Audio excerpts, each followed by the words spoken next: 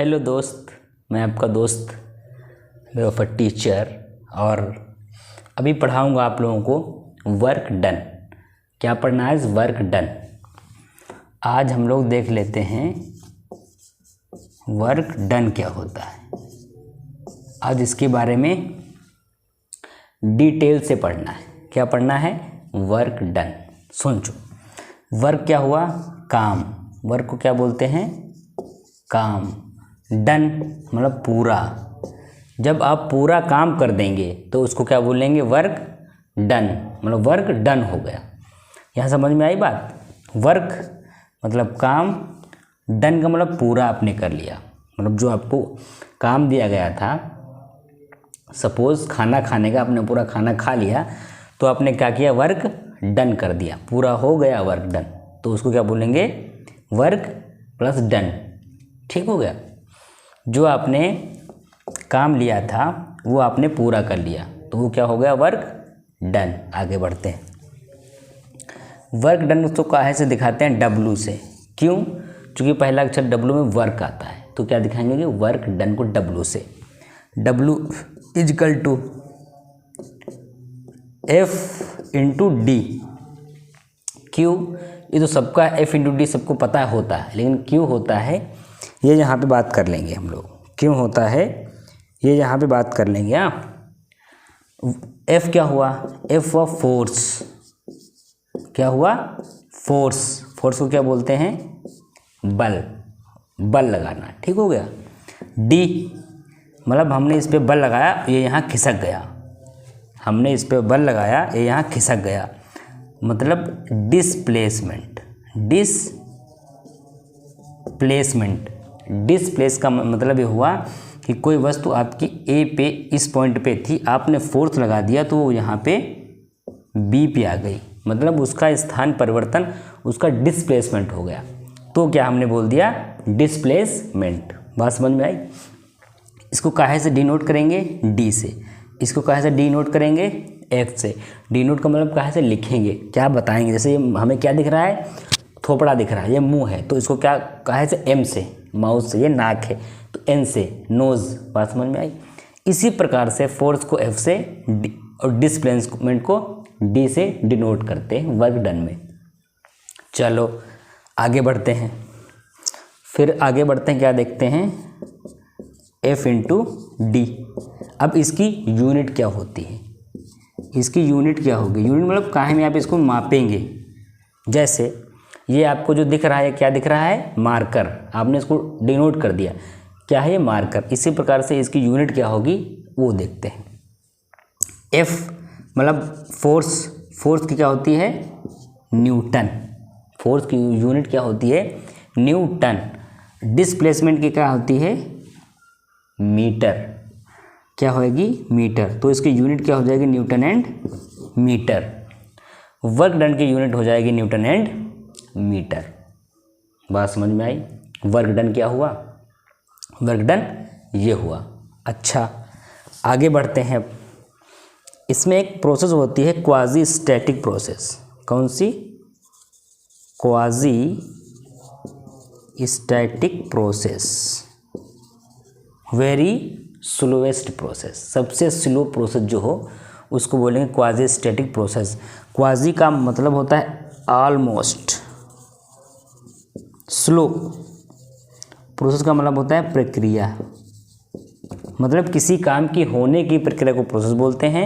Almost slow मतलब बहुत धीरे धीरे। अगर साइकिल से आप कहीं जा रहे हैं तो स्लो जाएंगे, पैदल तो उससे भी स्लो जाएंगे। तो पैदल वाली है ऑलमोस्ट प्रोसेस, स्लो वाली क्वाजी स्टैटिक। क्वाजी का मतलब ऑलमोस्ट, स्टैटिक का मतलब स्लो, रुकी हुई, और प्रोसेस मतलब प्रक्रिया। बात समझ में आई? आगे बढ़ते हैं। एक और होती है रिवर्सिबल प्रोसेस। कौन होती है? रिवर्सिबल। और एक होती इरिवर्सिबल। हम लोग प्रोसेस समझेंगे, प्रक्रियाएं समझेंगे। एक होगी रिवर्सिबल प्रोसेस,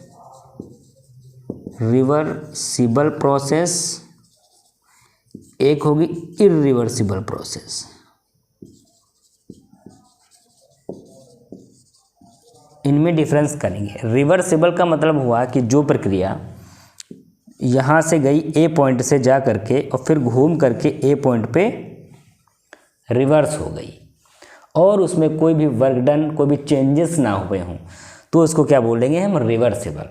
इरिवर्सिबल का मतलब हुआ कि वो यहाँ से गई, ए पॉइंट पे आ तो गई, लेकिन उसमें बीच में लड़ाई झगड़े भी हुए, बीच में उसने मटर टिक्की बताशे भी खा लिए, बीच में उसने छोले समोसे भी खा लिए, तो उसमें कहीं ना कहीं लॉसेस हुए। तो हम काहे से डिनोट करेंगे? इरिवर्सिबल।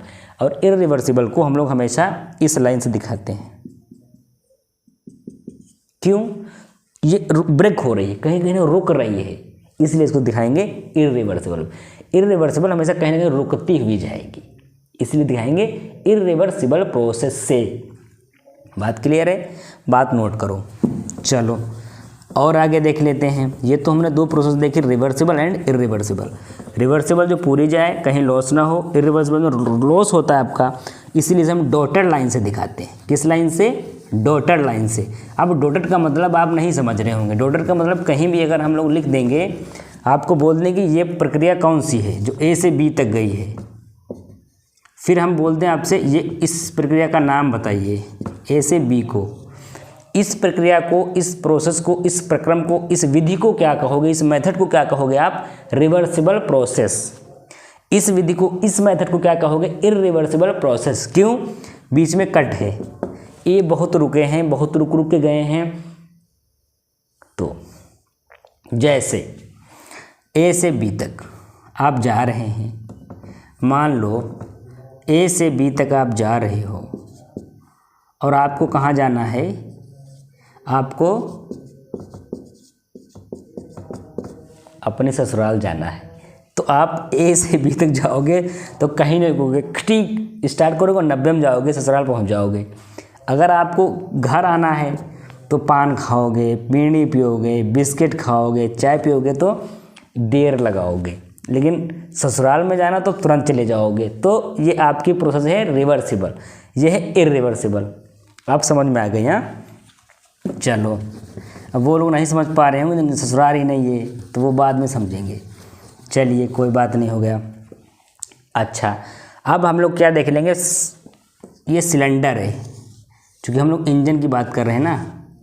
ये क्या है? मेरा एक सिलेंडर है, इसमें ये पिस्टन लगा हुआ है। ये क्या है? पिस्टन लगा हुआ है।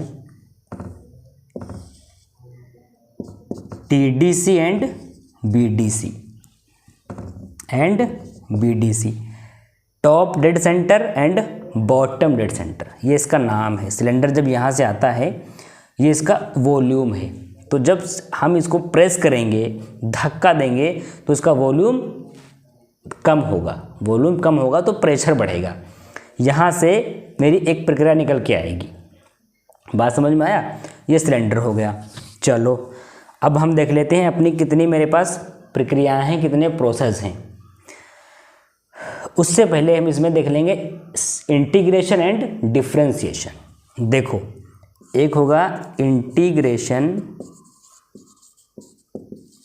दूसरा डिफरेंशिएशन।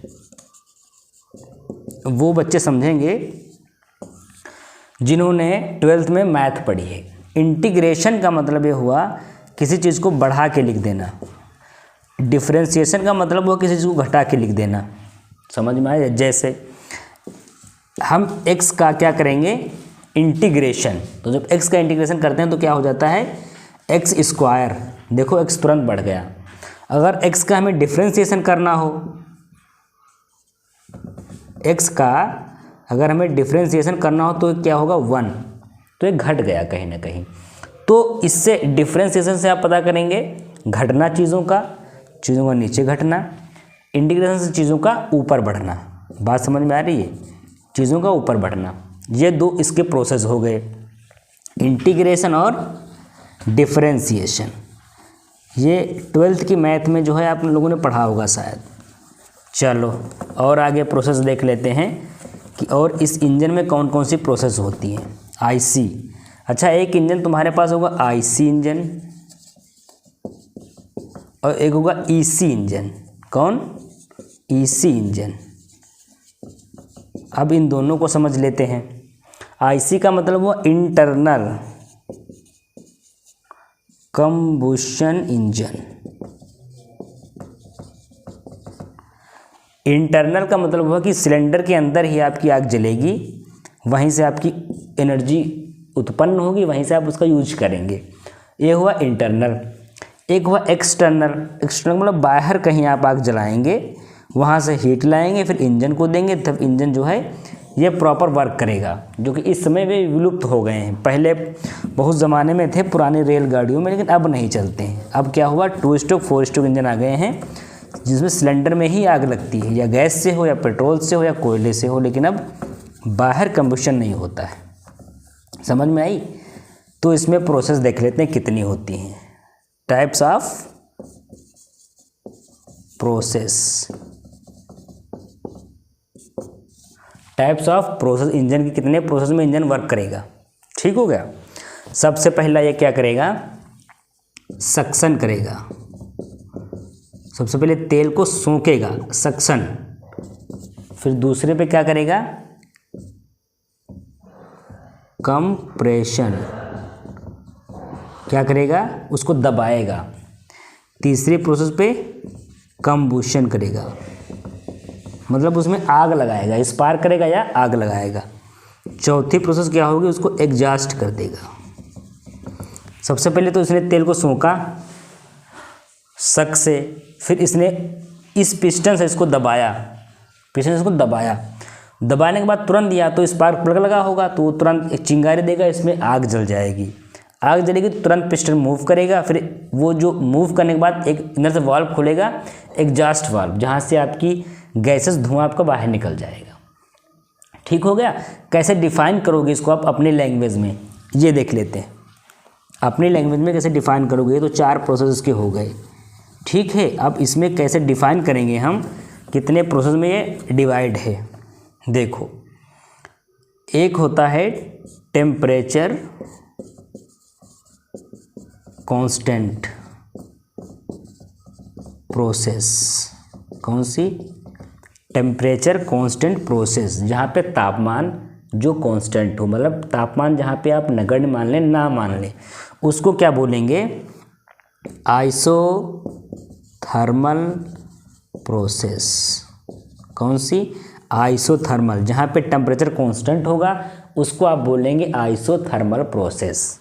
दूसरी, जहाँ पे वॉल्यूम कांस्टेंट हो, वॉल्यूम का मतलब ये इतना पार्ट इसका कांस्टेंट हो, उसको क्या बोलोगे, यहाँ पे T कांस्टेंट है, यहाँ पे V कांस्टेंट है, जहाँ पे वॉल्यूम कांस्टेंट है उसको बोलोगे आइसोकोरिक प्रोसेस। क्या बोलोगे, आइसोकोरिक, मतलब वॉल्यूम कांस्टेंट है वहाँ पे। ठीक है। जहाँ पे प्रेशर कांस्टेंट हो, तीसरी प्रोसेस, प्रेशर का मतलब जो हम दबा रहे हैं उसको नगण्य मान लें, प्रेशर कांस्टेंट हो, आइसोबारिक प्रोसेस। कौन सी प्रोसेस, आइसोबारिक प्रोसेस। ये हो गया temperature constant isothermal process, volume constant isochoric process, और प्रेशर कांस्टेंट आइसोकोरिक प्रोसेस। 3 प्रक्रियाएं हमने देख लिया। ठीक है, अब थोड़ा सा और आगे बढ़ जाते हैं। वर्क डन में हमने क्या देखा था, PdV। क्या है वर्क डन, PdV, जो हमने यहाँ से निकाला है PdV। अब इसका जब डिफ्रेंशिएशन हम लोग कर देंगे तो देखो PdV है ना, V1 एंड V2 लिख सकते हैं। क्यों, चूँकि यहाँ से वॉल्यूम चलेगा A से B तक जाएगा ना, तो V1 से V2 तक जाएगा, तो V1 एंड V2 लिख देंगे। यहाँ पे वॉल्यूम चेंज होगा, तो यहाँ से क्या लिख दिया, वर्क डन क्या निकला, PdV, मतलब PV1 माइनस V2 चेंज हो रहा है। ये हो गया आपका चेंज होता हुआ, ये प्रोसेस यहाँ तक जाएगा। बात समझ में आई। अच्छा, दूसरा एक होता है आपका प्रोसेस फिक्स प्रोसेस, मतलब फिक्स बाउंड्री प्रोसेस। कौन सा है, फिक्स बाउंड्री, जहाँ पे बाउंड्री फिक्स होगी, हिलेगी नहीं। जैसे मान लो एक बहुत बड़ी दीवार है, आप उस पर प्रेशर लगा रहे हो, इतनी बड़ी दीवार है ये, इस पे आप प्रेशर लगा रहे हो अपने हाथों से, तो क्या ये हिलेगी, तो क्या ये हिलेगी?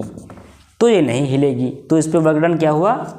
0, यानी कि बाउंड्री मूव नहीं हो रही है। तो fix boundary, not movable boundary, तो इसको क्या बोलेंगे? वर्क डन 0 है, वर्क डन कुछ नहीं हुआ। अगर ये हिल जाती तो वर्क डन हो जाता। ये एक बाउंड्री है फिक्स बाउंड्री जो मूवेबल नहीं करेगी। एक आपकी दूसरी बाउंड्री हो गई। चलो, इतने प्रोसेस आपके समझ में आ गई हैं, इसको नोट कर लो, एग्ज़ाम के हिसाब से अच्छी हैं ये। ठीक है, फिर चैनल को लाइक और सब्सक्राइब कर दो। कल मिलते हैं दूसरी क्लास में।